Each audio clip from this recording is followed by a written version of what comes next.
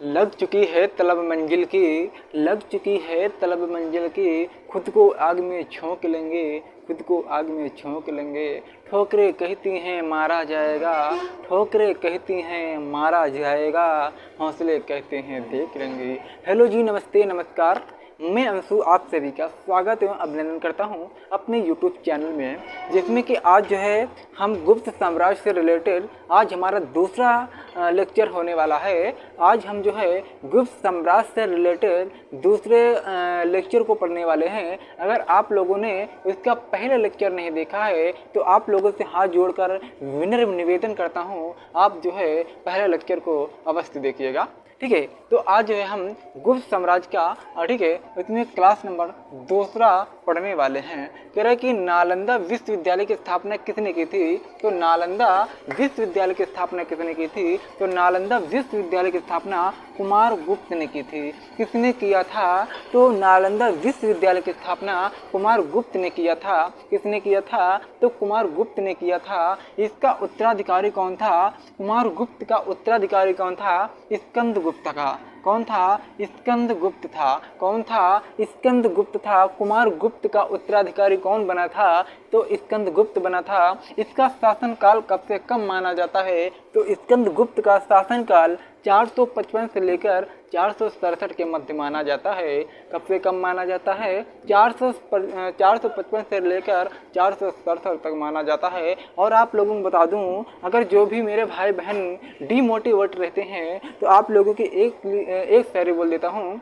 किसी ने एक नन्ही चिड़िया से पूछा, किसी ने एक नन्ही चिड़िया से पूछा कि सुंदर आशियाना कैसे बनता है, कि सुंदर आशियाना कैसे बनता है? तो बोली तिनका तिनका उठाना पड़ता है, तिनका तिनका उठाना पड़ता है। तो आप लोग बस आप जो है तिनका तिनका सा थोड़ा थोड़ा सा पढ़ेंगे, आपके थोड़े थोड़े पढ़ाई से एक दिन आप लोग भी किसी भी गवर्नमेंट जॉब को अवश्य पा जाएंगे। क्या आप जो है किसी भी गवर्नमेंट जॉब को अवश्य पा जाएंगे, ठीक है। कह रहा कि स्कंद गुप्त के समय होड़ों का आक्रमण हुआ था। किसका आक्रमण हुआ था? तो स्कंद गुप्त के समय किसका आक्रमण हुआ था? होड़ों का आक्रमण हुआ था।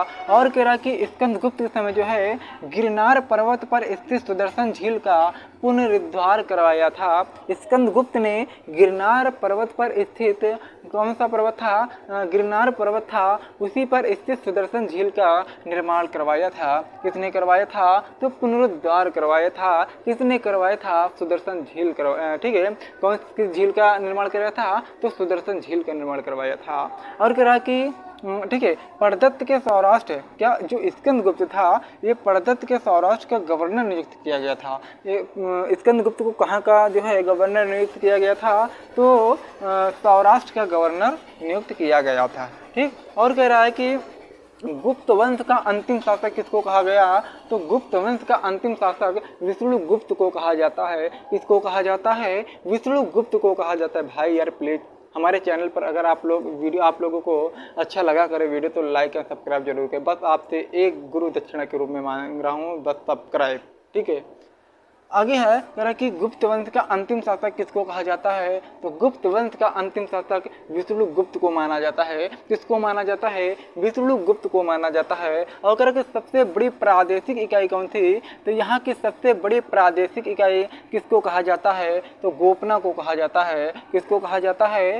गोपना को कहा जाता है। और दूसरी सबसे बड़ी दूसरी प्रादेशिक इकाई किसको कहा जाता है? भोक्ति को कहा जाता है। दूसरी प्रादेशिक इकाई किसको कहा जाता है? तो भोक्ति को कहा जाता है। किसको कहा जाता है? तो भोक्ति को कहा जाता है। किसको कहा जाता है? भोक्ति को कहा जाता है, दूसरी प्रादेशिक इकाई। और इसके शासक को क्या कहा जाता है? तो इसके शासक को उपरिक कहा जाता है। क्या कहा जाता है? उपरिक कहा जाता है। क्या कहा जाता है? दूसरी प्रादेशिक इकाई होती है क्या? भोक्ति। और प्रथम जो प्रादेशिक इकाई होती है क्या होती है? ठीक है, प्रादेशिक इकाई देश की क्या होती है? गोपना होती है। और भोक्ति का शासक को क्या कहा जाता था? उपरिक कहा जाता था। आप ये क्वेश्चन नोट डाउन कर सकते हैं, ठीक है। और भोक्ति के नीचे विषय नामक प्रशासनिक इकाई को क्या कहा जाता था? तो विषयपति कहा जाता था। क्या कहा जाता था? विषयपति कहा जाता है। क्या कहा जाता है? विषयपति कहा जाता है। ठीक, आगे कह रहा है कि पुलिस विभाग के गुप्त साम्राज्य में पुलिस विभाग के मुख्य अधिकारी को क्या कहा जाता है? क्या कह रहा है? गुप्त साम्राज्य में। अब क्वेश्चन ऐसे पूछा जाता है कि गुप्त साम्राज्य का, ठीक, क्या गुप्त साम्राज्य में पुलिस अधिकारी के मुख्य पुलिस अधिकारी को क्या कहा जाता है? गुप्त साम्राज्य में पुलिस के मुख्य अधिकारी को क्या कहा जाता है? तो पुलिस के मुख्य अधिकारी को क्या कहा जाता है? दंडपाशिक कहा जाता है। क्या कहा जाता है? दंडपाशिक कहा जाता है। अगला है, कह रहा कि और, ठीक है, पुलिस के विभाग के अन्य साधारण कर्मचारियों को क्या कहा जाता है? तो पुलिस के अन्य कर्मचारी अधिकारियों को क्या कहा जाता है? चाट कहा जाता था या फिर भाट कहा जाता था? क्या कहा जाता था? चाट कहा जाता था या फिर भाट कहा जाता था पुलिस के अन्य कर्मचारियों को। ठीक, आगे क्या हो जाएगा? प्रशासन की सबसे छोटी इकाई किसको कहा जाता है? तो प्रशासन की सबसे छोटी इकाई गुप्त साम्राज्य में ग्राम को कहा जाता था। किसको कहा जाता है? गुप्त साम्राज्य में, ठीक है, गुप्त साम्राज्य में प्रशासन की सबसे छोटी इकाई को क्या कहा जाता था? तो ग्राम कहा जाता था। क्या कहा जाता था? ग्राम कहा जाता था। ठीक, तो हमने जो है इतना सारा देख लिया है। अब जो है हम आगे देखते हैं। क्या? अब जो है हम आगे देखते हैं। ठीक है, आप लोग ठीक है ध्यान बनाए रखिएगा। ठीक है, बस 2 मिनट में अभी जो है हम आगे पढ़ा रहे हैं आप लोगों को।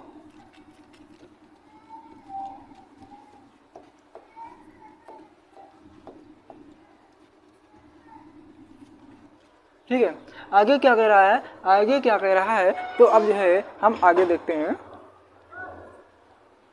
ठीक है, क्या कहा जाता है कि अब देखेंगे इसमें जो है आर्थिक उपयोगिता के आधार पर निम्न प्रकार की भूमि क्या थी? क्या? ठीक है, अच्छा हाँ, और एक देख लेते हैं।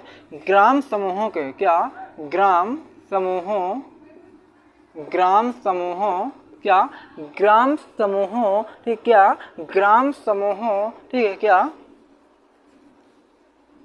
ठीक है, क्या ग्राम समूहों की सबसे छोटी इकाई को क्या कहा जाता था? ग्राम समूहों की, क्या ग्राम समूहों की सबसे छोटी इकाई को, सबसे छोटी इकाई क्या होती थी? तो सबसे छोटी इकाई क्या होती थी? पेठा होती थी। क्या होती थी? पेठा होती थी। और इसमें कह रहा कि भू राजस्व का, क्या भू राजस्व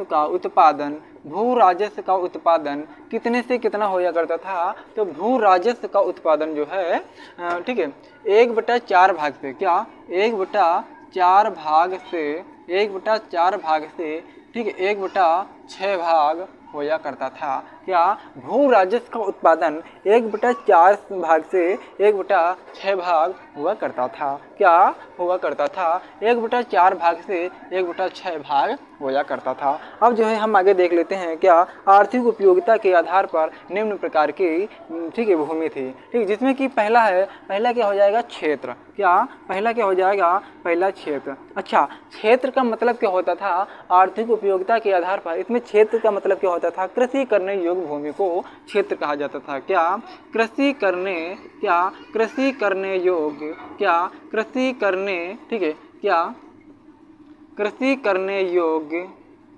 भूमि को क्षेत्र कहा जाता था। क्या कृषि करने योग्य भूमि को क्या कहा जाता था? तो क्षेत्र कहा जाता था। क्या कहा जाता था? क्षेत्र कहा जाता था। अगला हो जाएगा वस्तु। क्या अगला हो जाएगा? वस्तु। ये क्वेश्चन जो हम आप लोगों को कवर करा रहे हैं, ये क्वेश्चन छोटे एग्जाम से लेकर बड़े एग्जाम तक आप लोगों को ये जो है ये क्लास आप कवर कर सकते हैं। वस्तु को क्या कहा जाता था? वास करने की योग्य भूमि। क्या वास करने की भूमि को क्या कहा जाता था? तो वास करने की भूमि को वस्तु कहा जाता था। क्या कहा जाता था? वास करने योग्य की भूमि को क्या कहा जाता था? वास करने की योग्य भूमि, क्या योग्य भूमि को क्या कहा जाता था? वस्तु कहा जाता था। अगला हो जाएगा चरागाह भूमि। क्या अगला क्या हो जाएगा? चरागाह भूमि। क्या चरागाह भूमि। क्या चरागाह भूमि। ठीक, चरागाह भूमि क्या होता है? पशुओं के चारा योग्य भूमि। क्या पशुओं के, ठीक है, क्या पशुओं के, ठीक है, चारा योग्य भूमि। क्या?